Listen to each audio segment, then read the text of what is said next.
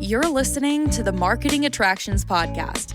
Conversations on how nonprofit attractions are increasing attendance and sharing their missions through marketing. Your hosts are Ryan Dick and Jenny Williams of Attend Media. Jenny, today we've got a spotlight episode.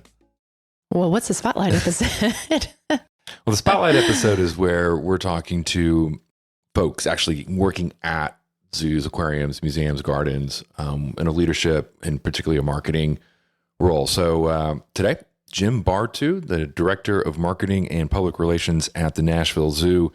Jim has been in the space for over 25 years, 24 years at the Nashville Zoo. In fact, he oversaw building this zoo from the ground up. So, talk about a breadth of knowledge, especially within Nashville. Jim is a graduate of the University of Tennessee, and he oversees 4 other marketing team members as part of that marketing and public relations team. Yeah, excited to talk to Jim today, get into kind of all of his paid and earned strategies. We've got a few topics that we're going to cover with him, including how he's really built strong local media relationships over the last 20 plus years that he's been in market.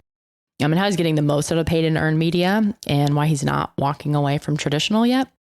And, Nashville, of course, being a big tourist market, what's his intercept strategy for reaching tourists while they're there, and some of the unique challenges that Nashville tourism kind of creates for the Nashville Zoo. And then really looking beyond Nashville. So when do you reach that saturation point in market? Jim's going to share some of the things that they're starting to find out and where they're going next beyond their own local market. All right, let's get into it. Jenny, today we are joined by Jim Bartoo, the Director of Marketing from the Nashville Zoo. Jim, welcome to the show. Hey, thanks for having me, guys. It got a great podcast, so I'm really excited to be here. Oh, thank you. That's very nice. Thanks. So we did a little intro for you previously, but I want to hear from you. What do you do for the Nashville Zoo? Tell us about a day in the life at your role. Well, the beauty of my day is it's always just a little bit different in the time that I've been here. I oversee the marketing and public relations for the zoo. So pretty much any kind of external messaging goes out of my office, and marketing and public relations, as you know, they're kind of two different animals, but they do marry in quite a bit with each other and can help each other out in that process. So my job is to make sure that we're kind of on track with meeting our goals, our marketing goals, our PR goals. I'm also looking at some strategic initiatives to try to advance some of the stuff that we're doing with marketing and public relations. I work with a very talented team of 4 other people that take care of a lot of the grunt work that's involved, particularly with digital media and media relations. So I'm very fortunate to have that, to where I'm able to kind of step back and look at things in a little higher focus, a little more directional in nature. I think that's why they call us directors. Sure. That would make sense. So how did you land at a zoo? Why zoos? Why did you land in this industry? It sounds so much fun, but how did you get to Nashville? But how did you get into the zoo space to begin with? Yeah, that's a really good question. I went to the University of Tennessee, majored in communications with a focus in advertising, actually. So, and when you were in school then, an ad agency was really kind of what you were being trained for. So I looked for agency work and couldn't really find it in Chattanooga, which was my hometown. And I started actually working in TV news in their promotions department. I was there briefly and then got moved over to their news department. And I was in charge of organizing the newsroom because news people are, for whatever reason, not very organized. So I started doing that. They quickly put me into a producer's role to where I'm actually writing the evening news. And I had no journalism background besides, the intro to journalism class that you have to take in school. So I did that. I got hired by another station shortly after that, and I worked there for a couple of years. So I was in TV news for about 3 years. I met my future wife there. She got a job acting or being a health reporter up in Columbus, Ohio, at the NBC affiliate up there. So So I moved up there with her. We got married. I was still looking for agency work. TV news was great. When you're young, you're kind of on the receiving end of history. You get to deliver that to the public. There's a lot of exciting things about that, but they own you 24/7, and it's just day in and day out of telling people about the worst of society in general. That's kind of what news does. So I didn't really care for it. So I started looking for agency work up in Columbus. Didn't really find anything. Picked up a part-time job at the zoo, which was right down the street. I love zoos, so I was like, yeah, I'll go work there and do whatever it is that they want me to do. I started in guest services, and a few months in, I discovered that they had a marketing department up there, and I walked in, and I told them who I was and where I worked, and of course they're rolling their eyes, but they had an edit bay. This is Columbus Zoo is where Jack Hanna's from. So they had a huge video library, and they had an edit bay, and a TV station had loaned them an editing machine. This was back when tape-to-tape editing was still a thing. So they had this editing machine, and nobody in the office knew how to work it. And I said, "Oh, that's a 3/4-inch deck, system. I know how to work this." And they were like, "Hired." Great. How would you like, to come work for us? So that's really how I got started in marketing at zoos. And then from there, I made myself as useful as possible. I started doing events. I learned about sponsorship. I learned about wrangling and taking care of volunteers. I learned all different kinds of stuff in the marketing field. And I worked there for 7 years. We had a kid. We wanted to get back closer to family, which was Chattanooga for me. Nashville was an ideal town for that. And they just Nashville Zoo just happened to be in the market for a marketing and public relations director. And I couldn't get them to answer the phone. But when I told them that Carol and I were going to be moving down closer to family, my boss at the time said, "Well, let's go talk to Jack and see if he can, get the door open for you." And that's exactly what we walked into his office, and he said, "Yeah, I know Rick real well. Let me call him right now. We'll get him on the phone right now." So he called him up, said, "You got to talk to this guy." So that's how he was really instrumental in getting me my job down here. And I was hired. And I've been in this job for 24 years. It's been a fantastic job or ride. The zoo, when I got here, had just gotten to this new property. This is about 188 acres, and there was really not a whole lot here. It was a wildlife park before that, and then it kind of expanded into this huge zoo over the course of 2 decades. So I've been really privileged to watch it grow and really become a mainstay in the city. It kind of went from a park that nobody knows about to the number one attraction in the Middle Tennessee area. It's been a great ride. Can you go back in a time machine 20, 25 years ago and think about day one, month one of basically opening this zoo? Like, how much has changed? I know that's such a big question, but yeah, no, it's a good question. When I started, they opened their doors in 1997 at this property. They were running a zoo at another property outside of town several years before that, but they moved the property and opened up in 97. I got there in 99. So they were kind of in the process of building a zoo. They had just completed a giant playground, a jungle gym playground that the community helped to build, which was really smart because people would buy zoo memberships just to have their kids come and play on the playground. Outside of that, it was just a handful of exhibits that already existed in the park, and we moved zebras into an area that had buffalo, and we moved cheetahs into an area that had wolves, and we moved tigers into an area that had bears. It was that kind of thing that we kind of took advantage of. There really was not a whole lot here.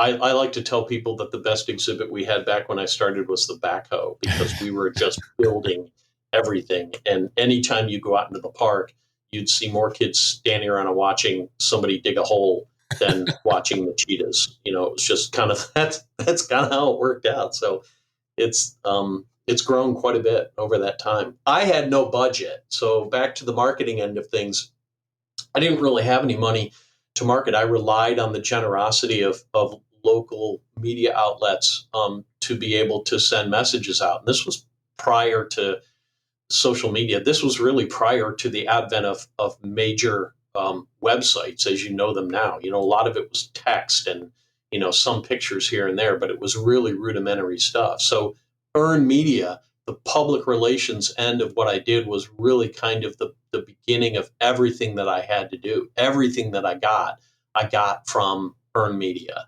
And that's how, you know, we started. And then eventually they threw me some money and I was able to start buying some stuff. You're listening to the Marketing Attractions Podcast, conversations on how nonprofit attractions are increasing attendance and sharing their mission through marketing. Your hosts are Ryan Dick and Jenny Williams of Attend Media. Attend Media is a media planning and buying agency specializing in zoos, aquariums, gardens, and museums. For more information, please visit attend.media. Now, back to Ryan and Jenny. Jenny, let's talk some marketing. Yeah. So, you know, you've got a little money now, right? But you've built these relationships that are so important over the last, 20 years. So, talk to us a little bit about, as you're looking to continue to drive visitation, ensure that you're building memberships with that local community and bringing people back for repeat visitation. How important and maybe how different too is it working with those local reps and vendors and building those relationships and market, and what are you kind of providing them to kind of get a little bit more out of that earned media as well? Yeah, you bring up a really good point. They're being able to recognize the value of earned media, to be able to negotiate if you're going to make a radio buy or a TV buy, to be able to say, look, we'd really love to be on your noon programming. Anytime you have open space, we'll bring animals down. We'll tell you about animals. We'll also mention some events that we have going on. Anything that you can talk about and convince your salespeople to kind of get in there and do that, if they're allowed to do that. I know news departments oftentimes like to have that solid separation aligned, and that's great. I applaud them for doing things like that. But a lot of times they also have a need for figuring out what they want to fill their different blocks in their shows for. And we have a product that tends to rank really well. So we use that whenever we can. You guys talk a lot about in your podcast about the benefits of digital advertising and moving things over where you can measure them and really kind of get that feedback on it. And I think a lot of that stuff is great, but there's a coldness to that transaction, and having that relationship with a local radio station or a local TV station and being part of that community process, there's still some value in that. So I do put value behind something like that, and will establish a relationship and put money behind that relationship to be able to keep up that appearance in the community. Yeah, something we talk about a lot, right? Especially with all the talk about moving to streaming TV, streaming radio.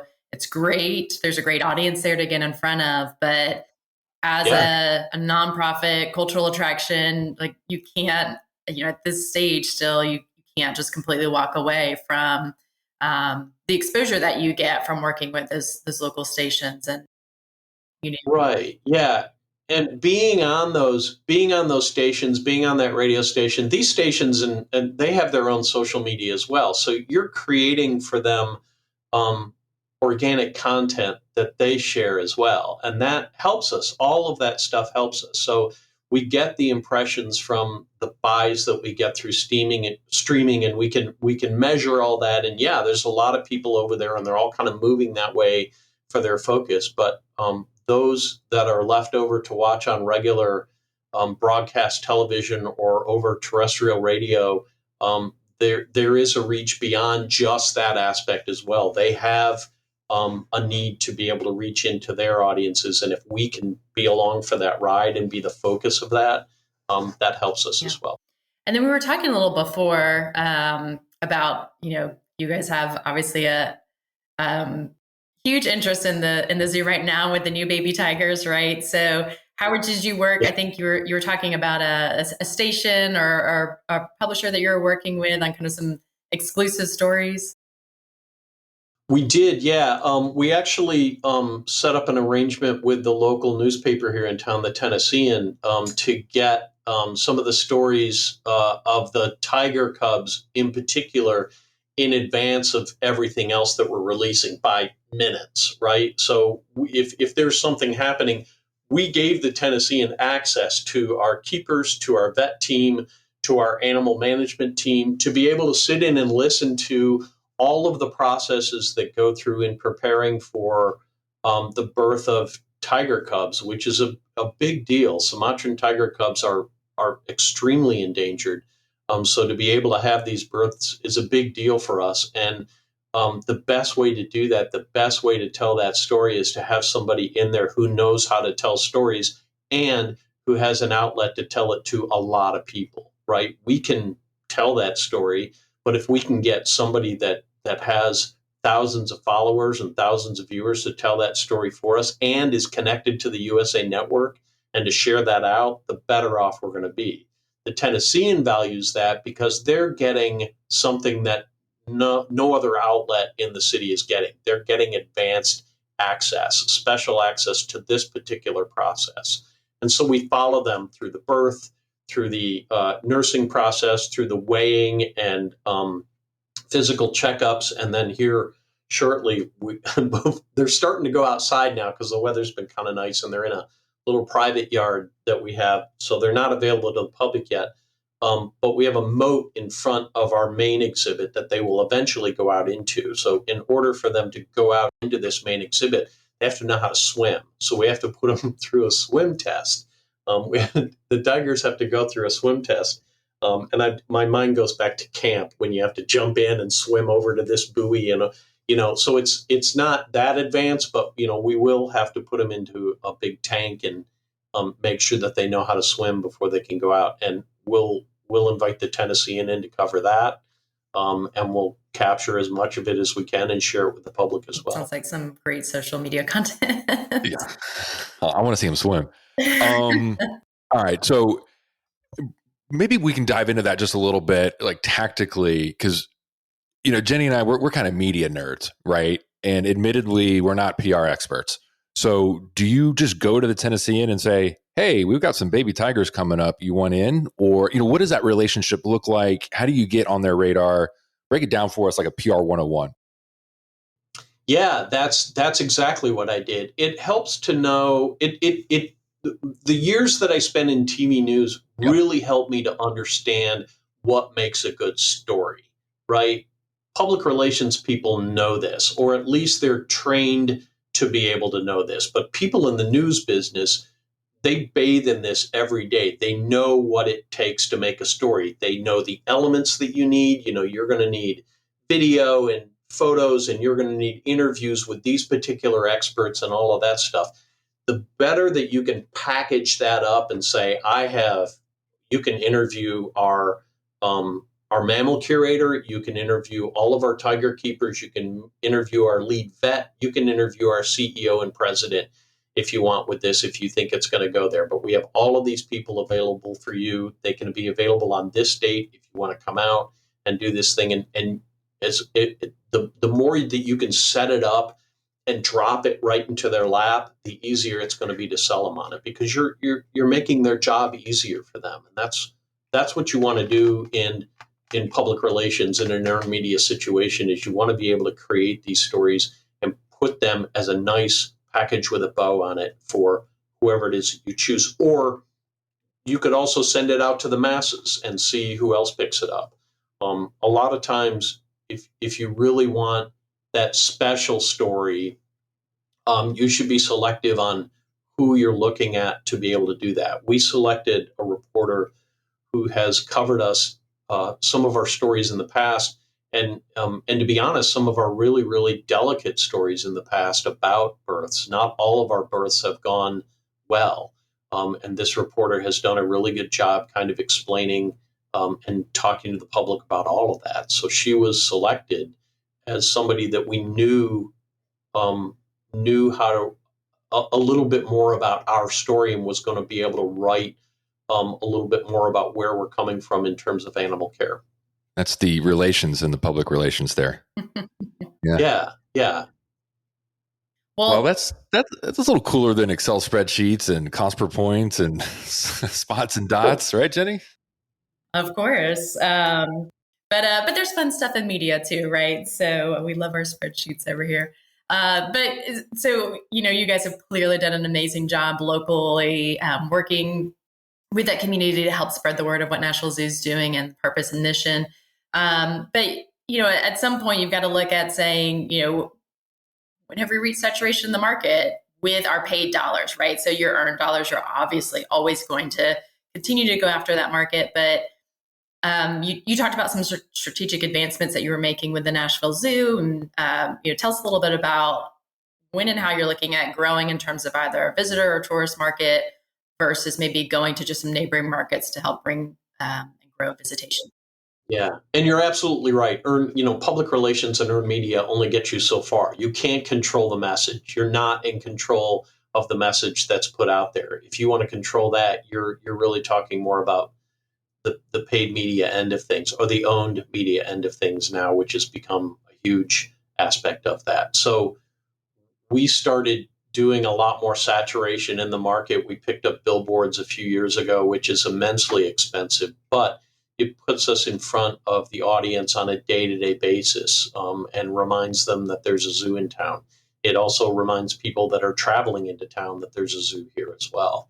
So that helps us kind of with that exposure. That what do you call it? What's the 70%, 60% that we're doing? The your impactful channels, not opportunistic, which impact, not what it. Impact. What is it? Impact. Yes. It's the impact advertising. And you too can download your guide at attend.media. That's right. Yeah. I downloaded it and geeked out and made my own spreadsheet on it. I'll have to share that with Jim you. was not paid to say that. No, it's cool. Yeah. So anyway, the impactful ads you have to do. We did, and we did this for a number of years. We run ads for the events that we have, and those are largely in town with traditional media as well as digital. We've dabbled into the digital range with paid social and digital display ads and search ads and things like this. Last spring, we did a study to try to determine our brand awareness, right? We did a brand health checkup. And what we discovered is we're pretty well saturated in the market. Everybody knows we're here. Everybody knows what we're doing here and who we are. And even down to several of the events that we offer here throughout the year are pretty well established. So we made a decision to start reaching out beyond the Nashville DMA and looking at other markets. I don't have a huge budget. It's healthy. It's much healthier than it used to be. But if I'm going to reach out into markets outside of that, I don't have a lot of money to do that. Digital is really a good way to be able to start into that market. So we naturally kind of started leaning towards that digital aspect just to put ourselves in front of people as they're looking around the internet. I think I want to go to Florida. Well, okay, so I'm from Michigan. I think I'm going to stop in Nashville overnight, or Chicago. I'm going to stop over Nashville overnight with my kids.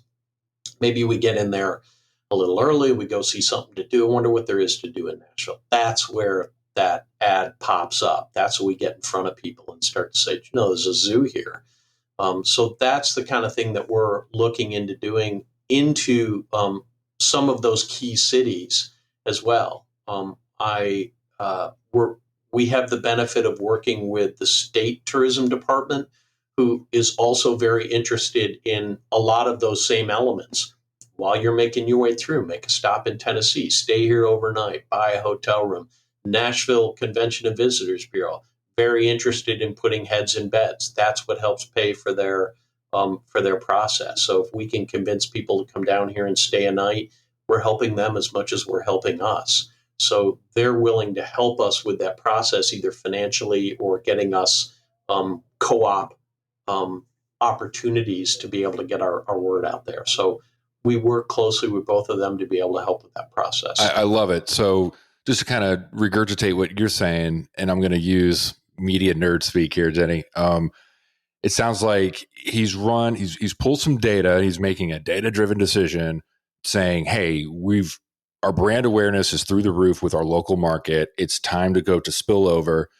Let's identify 3 or 4 markets. And I'm assuming, Jim, this isn't just 1 hour, 2 hour drives, day trip things. This is going to be more of an intercept strategy. You're pulling people traveling through Nashville, stop over, spend a day as you continue to your travels. Is that kind of... Some of it, some of it's stopover, some of it's destination. I mean, we have cities You're like in Nashville. That's a cool town. Birmingham's on there, Atlanta's on there. These people may be coming in for a weekend in Nashville for whatever reason, right? And we're just trying to make the zoo as part of that stop. But yes, stopover traffic would certainly be a part of that as well. I love it. This is a lot of that going around. Yeah, absolutely. Yeah. So, but you're right. Data driven, and then we looked at the metrics. If you go to your Google Analytics and look at who's already visiting your website, you get a good idea about who is already looking at your website from different cities. Where are the top cities outside of your local city? Who else is looking at your stuff? Well, they're looking at that for a reason, right? They're coming in from that area for a reason. Those are cities that you already have fish biting at the line. So it might be a good idea to cast a little more fishing poles over that way and see if there's anything else that you can capture from that area. And that's really kind of what drives a lot of our decisions on which markets to go after. Good stuff. All right, Jim. So what, kind of the final question here, what do you think zoos and maybe other cultural, local, nonprofit attractions, what do you think generally those folks should be doing more of in their marketing, or maybe less of? Man, well, I think, zoos in general, and I don't know if there's any other zoos listening out there, but I think zoos in general, we could always do a better job talking about the tremendous amount of conservation work that we do at the zoo. And it's hard to put advertising paid dollars behind something like that, because it's hard to justify that connection of we're doing really good work in the world to come and visit our zoo, right? That connection is a little looser based. And you want your marketing to be as connected as possible to the end result, which is where digital comes in. They have that sewn up tight. You can follow people all the way to the ticket purchasing process. But in that, our messaging, our external messaging about conservation really should be taking a much more central focus, and we're working to do that. We're working to try to get more of that messaging out there. Again, a lot of it is through the earned media platform to be able to get that done. But that's what I recommend for zoos. For other nonprofits, I think I'm a big advocate for earned media. I have always been an advocate for that, because it's free. It's just your time, and it's just a matter of being creative on what kind of stories that you have up there and following what's happening in your local news and being able to reach out to those reporters and give them a little bit more of a local angle on what's happening in national news, or even just another avenue of a continuing story that's out there that's being followed. So there's lots of different ways to pick that up and just kind of be relevant in the community. Jim from the Nashville Zoo, thank you so much for joining us. Sure, yeah. Thanks for having me. Thank you for listening to the Marketing Attractions Podcast. If you have a suggestion for a topic or would like to be a guest on the show, please visit our website at marketingattractionspodcast.com.